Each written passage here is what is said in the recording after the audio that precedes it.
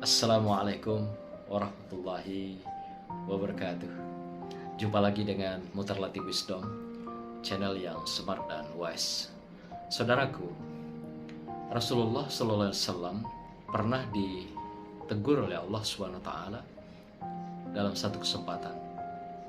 Saat itu Rasulullah menjamu para pembesar suku Quraisy, mulai dari para pejabat, konglomerat, demikian juga para cendekiawannya. Di saat itu datanglah seorang buta yang bernama Ibnu Ummi Maktub. Kedatangan beliau adalah ingin menjumpai Rasulullah. Ternyata pada kesempatan itu Rasulullah cenderung menolak kehadiran Ibnu Ummi Maktub ini untuk berjumpa dengan Rasulullah, karena keadaan saat itu Rasulullah sedang kedatangan tamu para pembesar Quraisy yang dia rasa tentu tidak mungkin menerima seorang yang juga dalam keadaan fakir dan miskin dan dalam keadaan buta. Tentu juga tidak enak dengan para pembesar Quraisy kalau dilihat nanti ada orang yang bertamu saat mereka sedang menjamu tokoh-tokoh dan tamu-tamu yang terhormat ini. Tapi kala itu ketika Rasulullah menolak kehadiran Ibnu Ummi Maktub ini, langsung ditegur oleh Allah SWT dengan lahirnya surah Abasa yang terdiri atas 42 ayat yang berbunyi Abasa wa tawalla anja'ahul a'ma wa ma yudrika la'allahu yazakka au yazakkaru fatanfa'ahu zikra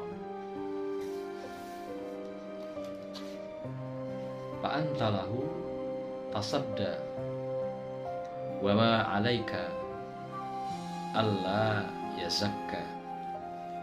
Dia Muhammad berwajah masam dan berpaling tatkala ada seseorang yang datang untuk menjumpainya. Yang datang itu adalah seorang yang buta yang bernama Abdullah bin Ummi Maktum. Dan tahukah engkau Muhammad, barangkali dia ingin mensucikan dirinya dari dosa, atau dia ingin mendapatkan pengajaran yang memberi manfaat kepadanya. Adapun orang yang merasa dirinya serba cukup, dalam hal ini adalah pembesar-pembesar Quraisy, maka engkau memberikan perhatian kepadanya. Sementara Ummi Maktum tidak kau terima untuk bertamu kepadamu. Saudara, Rasulullah seorang utusan Allah, Nabi dan Rasul, ditegur oleh Allah SWT tatkala dia melakukan diskriminasi terhadap orang yang akan bersilaturahim kepadanya, sedangkan dia saat itu sedang menjamu para pembesar-pembesar Quraisy di rumahnya. Apa makna dari ayat ini, saudara? Artinya dalam berbagai kesempatan apapun, tatkala orang datang kepada kita, bersilaturahim kepada kita, artinya dia membutuhkan kita, dia memerlukan uluran tangan kita, dia meminta pemikiran-pemikiran kita. Boleh jadi orang ini akan bertobat, boleh jadi orang ini akan memantapkan iman dan takwanya kepada Allah SWT. Boleh jadi orang yang datang kepada kita ingin bertanya tentang sesuatu yang menurutnya penting dan harus mendapat penjelasan yang sejelas-jelasnya.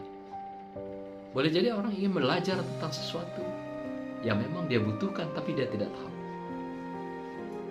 Tidak selamanya orang datang pada kita menadahkan tangannya meminta bantuan material dan finansial. Inilah kadang-kadang yang sering muncul dalam asumsi kita ketika orang datang ke rumah kita.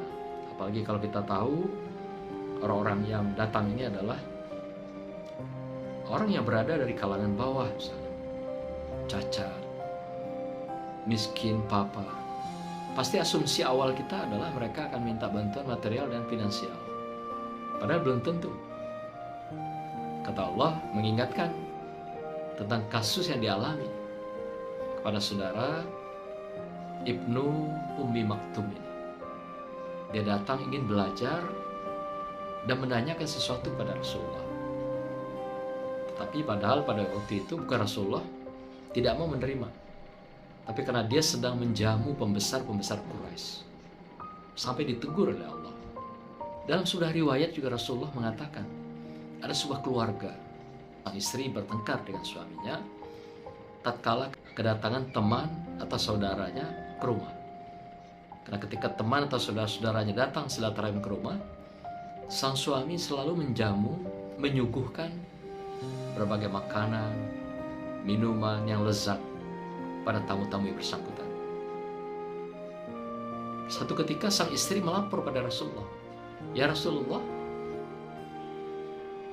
aku bingung karena suamiku selalu menjamu teman-temannya, saudara-saudaranya, sahabat-sahabatnya datang ke rumah. Sampai aku capek mengurus mereka, sampai juga aku bosan karena mereka datang dijamu selalu oleh suamiku. Samping juga biaya yang kami keluarkan tidak sedikit." Lalu Rasulullah menjawab, "Kalau begitu, satu saat aku ingin berkunjung ke rumah, bersilaturahim." Kata Rasulullah. "Oh, kalau begitu dengan senang hati," kata sang istri dan juga sang suaminya menjawab. "Kapan ya Rasulullah? Nantilah waktunya akan aku beritahu kapan aku akan bersilaturahim ke rumahmu." Akhirnya sampailah waktu yang ditetapkan oleh Rasulullah akan berkunjung silaturahim ke rumah sahabatnya yang suami istri ini.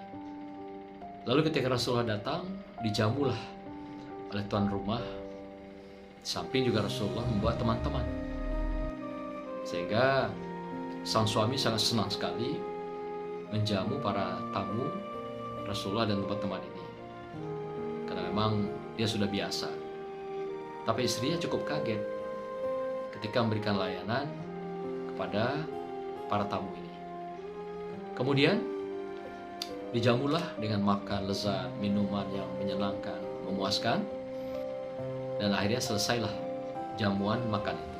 Ketika tamu-tamu ini akan pulang, Rasulullah mengatakan pada sang suami istri, "Sahabatku, coba engkau lihat teman-teman kita yang pulang keluar dari rumahmu ini, meninggalkan rumah, lihat langkahnya demi langkah. Dan siapa yang ikut di belakang mereka keluar dari rumahmu, nanti kita lihat sama-sama." Ketika teman-teman ini pulang, meninggalkan rumahnya, dia melihat sama-sama Rasulullah dan suami istri melihat apa yang terjadi dan ada apa di belakang langkah demi langkah teman-teman yang pulang itu. Ternyata ketika teman-teman yang meninggalkan rumah, dari rumah itu keluarlah kalajengking, ular, dan hewan-hewan berbisa yang ada di rumah itu. Lalu kata Rasulullah, nah itu adalah simbol hewan-hewan itu, di mana di rumahmu ini dikeluarkan, ditarik oleh orang-orang yang datang bersilaturahim, keluar dari rumah kejahatan, kejahilan, kebatilan, dan berbagai kezaliman. Itu sama dengan bagaikan dosa-dosa yang ada di rumahmu ini, kesulitan-kesulitan, dan juga berbagai hal yang menjadi hambatan dalam kamu untuk maju, berjuang, dan berusaha dalam pengabdian, itu dibawa semua oleh orang-orang yang keluar dari rumah. Begitulah hikmah silaturahim yang kita akan dapatkan tatkala kita menerima dengan ikhlas kedatangan saudara kita bersilaturahim ke rumah kita. Jangan pernah menolak siapapun yang datang bersilaturahim ke rumah kita. apakah pejabat mereka, konglomerat, birokrat, politisi, atau juga rakyat yang miskin, papa, cacat, buta, tatkala mereka datang ke rumah kita. Artinya Allah sudah punya skenario.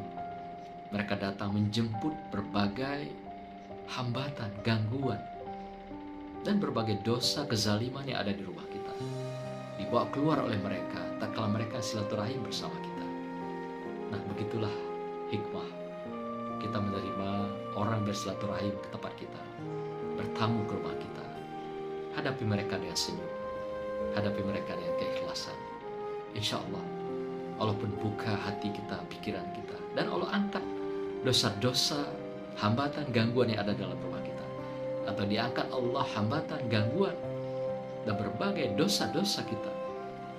Ya tentu yang tinggal adalah kebahagiaan, kedamaian, ketenangan. Semoga Allah berkahi kita dalam silaturahim. Assalamualaikum warahmatullahi wabarakatuh. Salam virtual.